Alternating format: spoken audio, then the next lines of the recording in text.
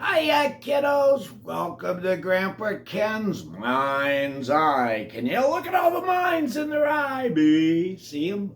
This one we're going to do just real simple. We're going to start on your math in the mind's eye.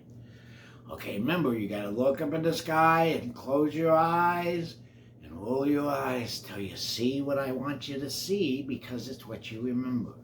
Okay? Remember the number 1. Okay, 1 plus 1, look up. See, you can actually do it in a chalkboard in your mind. 1 plus 1, of course, is 2. How about 1 plus 2? Now go up in your mind's eye and put that, see that? 1 plus 2, see it?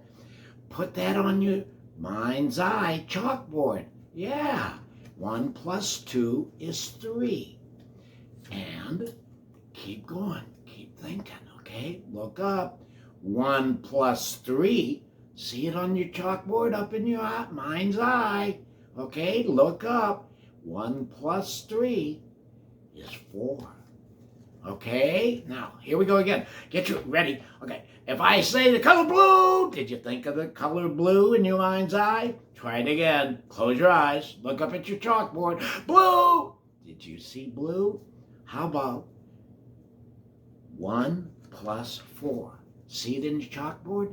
1 plus 4. It's 5. Okay? 1 plus 5. 1 plus 5. Look up in your chalkboard. See them?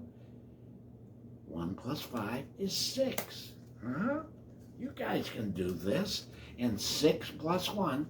Look up and see that picture. See the 6 and see the plus sign. See it up in your mind's eye? That's 7. Yeah. Okay, that's just the first ones, kiddos. Come on back. We're going to have some more mind's eyes. And next time we might even do it with maybe a Winnie the Pooh or maybe another Sesame Street friend. See you later, kiddos. Remember, be safe. Grandpa Ken loves you, and come on back.